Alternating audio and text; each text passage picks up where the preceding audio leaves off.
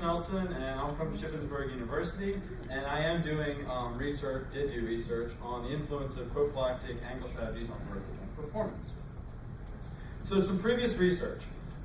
Research has shown that restricting ankle range of motion has been directly linked to a decrease in vertical jump performance. Research has also shown that bracing reduces ankle range of motion. Ankle taping has also been shown to reduce vertical jump height. This would infer that taping does reduce ankle range of motion, which it has been shown to do. However, some research has said that ankle taping does not impair vertical jump performance, which is conflicting to previous research, because saying that taping doesn't affect vertical jump performance would mean that restriction in range of motion doesn't affect the vertical jump. So other research would also indicate that mentally, when someone is taped or braced, they feel more confident and more powerful when performing. So we're going to analyze that. The purpose of our study was to examine the effects of prophylactic ankle taping and bracing on selected lower extremity kinematics during the vertical jump performance. We had 8 males and 10 female subjects. The IRB approval was obtained before testing began, as well as an informed consent was filled out, and subjects had to pass the informed consent before we could begin testing. The subjects were instructed to follow their normal routines 24 hours before conducting started, which means don't start working out or don't abnormally go run a marathon or something you wouldn't normally do before testing your vertical jump, because it could affect your performance. The subjects were also advised to wear dark, form-fitting clothing. This ensured that the reflective markers that we placed on the subjects to measure various locations of the body did not move, where loose clothing could throw that marker to an unrealistic position. Subjects were prepared for both conditions at separate times. So both ankles were taped, and the style used was a closed basket weave that was applied by a certified personal trainer. And both ankles were braced. We used a light lace-up brace made by McDavid for sizes small through extra large, and for the extra small size, we used an active ankle brace. The 6 reflective markers were placed along the right side of the body, which is the side of the body that we filmed. The markers were located on the head of the 5th metatarsal, the lateral malleolus, the posterior aspect of the heel, the lateral line of the knee joint, the greater trochanter, and the acromioclavicular joint. The subject then, after being prepped, performed a 5-minute warm-up on a cycle ergometer. The warm-up was about 50 to 60 revolutions per minute at a resistance of 0.5 kP. The subjects then were able to familiarize themselves with the Vertex jump machine, just getting used to going up and hitting the slots, and just getting used to landing on the force plate. And then once the subject became familiar, maybe doing like a mock trial a couple times, we then told them we were going to film them, and that we would do a countdown of 3, 2, 1, jump. After saying jump, they could perform their vertical jump. They started in a neutral standing position. The trials were then digitized and analyzed by peak motor software. Each condition was randomized and counterbalanced, and procedures were followed the same for each condition, which means that if you took a couple jumps for your tape condition, that you took a couple jumps for your control condition as well as your brace condition. The dependent variables analyzed were maximum knee flexion within the ankle angle and the knee angle, and you can see on the left that was measured by the bottom of their down phase or their loading phase of the vertical jump, and the ankle angle and knee angle at toe off, which was defined at the moment when their toe left the ground. The range of motion in both the ankle and the knee were measured, which was defined as the minimum, or the minimum minus the maximum angle, and the vertical jump average and best was determined. The means and standard deviations were calculated and reported for each variable, and the data was analyzed using a one-way repeated ANOVA test. The alpha level was 0.05. Ankle angle at max knee flexion had no significant values, as well as knee angle at max knee flexion. This is just a graph to show you how close those values were. Ankle angle at takeoff was significantly different during the brace trial, in which the angle was decreased and restricted by the brace. The knee angle did not have any significant differences. The range of motion in the ankle was significantly different in the control, in which the control had a larger range of motion than both the tape and the brace conditions, as well as the knee range of motion was higher during the brace condition over the tape control. You could suppose that this brace in the knee range of motion was increased due to the extreme restriction that we found that the brace had at the ankle. The vertical jump also had a significant difference in the control for both the average and the best jump. The control on average jumped best without a brace or a tape, and they also jumped best individually. Their best jump was also in the control condition. So some conclusions are that prophylactic ankle taping and bracing both decreased ankle and knee range of motion, and that range of motion was directly related to vertical jump performance, as previous study has supported. The ankle was also more dorsiflexed at toe-off during prophylactic ankle bracing. Findings suggest that limiting ankle range of motion through prophylactic ankle taping and bracing resulted in a decreased vertical jump performance.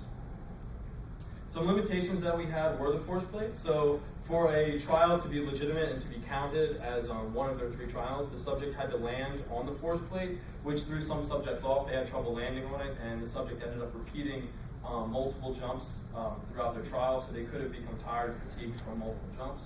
The subject's previous feelings and thoughts about ankle taping or bracing, some of them maybe had a self-fulfilling prophecy effect, where they thought if they used a tape or a brace, either from their own research or from stuff they've heard in high school, that they weren't going to perform as well, and in effect did not perform as well. Also, subject's previous exposure to both taping and bracing. Sometimes when you add a variable like that, the subject feels uncomfortable that they're now aware of their ankle and how it's going to feel through the range of motion. So they just might have been uncomfortable jumping now that they can feel their ankle.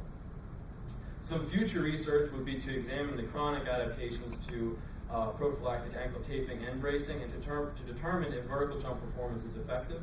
A good way to do that would be to take people that have never been taped or braced and track their progress in their performance after being chronically taped or braced throughout a couple years or even a whole year. It would be easy to do with a football player that came in freshman year and now he's required to tape his ankles for games.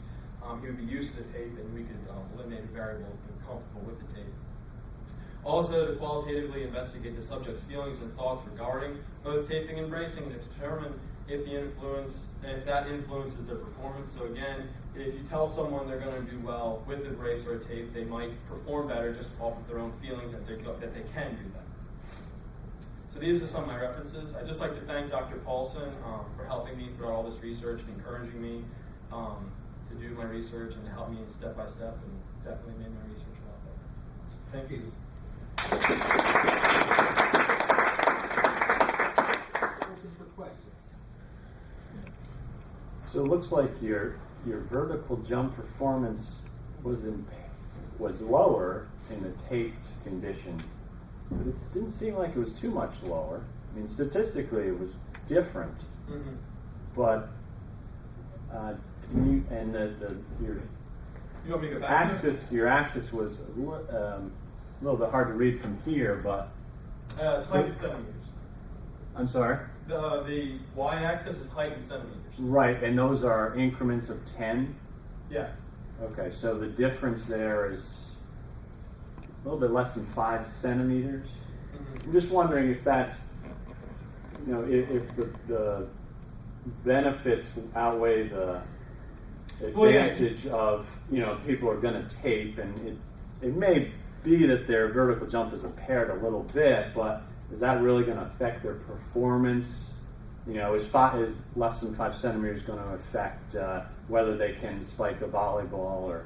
Well, vertical jump is a very good indicator of power, and most coaches or trainers will tape an ankle to prevent it from being injured.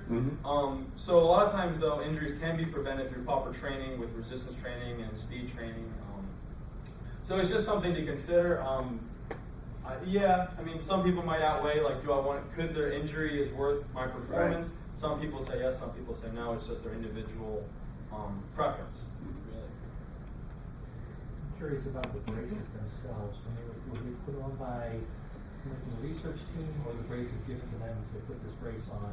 Because I just wonder about that only because the tightness of those often over-the-counter type braces sometimes can vary a whole lot. So how did that work? Well, they were laced up, so they were advised to lace them up tight, because they did have to fit underneath their shoe. Anything too big wouldn't have fit. So they did tape them up tight through each trial. And we were there to watch them and supervise them when they were putting it on. So if we noticed they were tying it weird or lacing it up wrong, we corrected it to make sure that it was on properly. Yes. You mentioned about the force plate that was employed. Did you have any data that you looked at? We do have data. We haven't analyzed that data yet. Okay. That will be coming up soon. We just didn't have time to get it ready for this presentation. But yeah, that will be looked at to see how the ankle taping and bracing affects the time relation between their peak force and the time of takeoff. And, impulse would be correlated. So that did affect our study because they had to land on the force plate because we do want to analyze that data later, but it just wasn't looked at for this study. And kind of a follow-up to that. Before this, the slide showed the ankle angle was reduced, correct? But the knee angle is not different. The range of motion? I think the one before this. At takeoff? Yeah, here, I think, correct? Your ankle angle is reduced with the brace, but not the knee. So what impact do you think that has? Does that change their center of gravity? Does that, if the knee angle, because it's the ankle angle that's kind of eventually going to come into play with the knee angle as well, right? If the knee angle is not different, but the ankle angle is, how do you think that impacts? Well, I think restricting the ankle angle would make the knee do more work and have to make up for that lack of range of motion. So some people might have better outcomes than other people depending on how they've trained their quads versus their calves, or deficiencies in quad to hamstring ratios. So it'll be really individual, but I mean definitely can affect their performance. Yeah. So it could lead to increased fatigue, time of fatigue, if the ankle's taped? Is that where you're going with it? Or? I don't know if necessarily fatigue. You'd think that stabilizing it more would actually delay fatigue, because it doesn't have to hold itself up. But if the angles change, more flexion. Yeah, I mean, well, it's reduced, so it would be less work the muscles have to do, but it could affect fatigue. Thank you very much. Well, we got one more. So you said that some of the people, when they did the vertical jump, they would fall off the force platform. I'm just curious, did those people, when they hit the vertex, did they do better performance when they were falling off the platform, or if they landed back on it, they had better performance? I mean, I know you didn't probably measure that correctly, but... Yeah, if they fell off the force plate, we just didn't use the data, so we didn't measure it. Generally, it wasn't like significantly, like it didn't stand out that they were jumping like 8 or 9 centimeters higher. Some people just had problems or flaws in their vertical jump where they were lurching forward, or they had to jump and hit the vertex with their left hand, which for a lot of them was non-dominant. So they were just awkward in hitting the vertex and caused them to come off the force plate. Thank you very much for attending the session.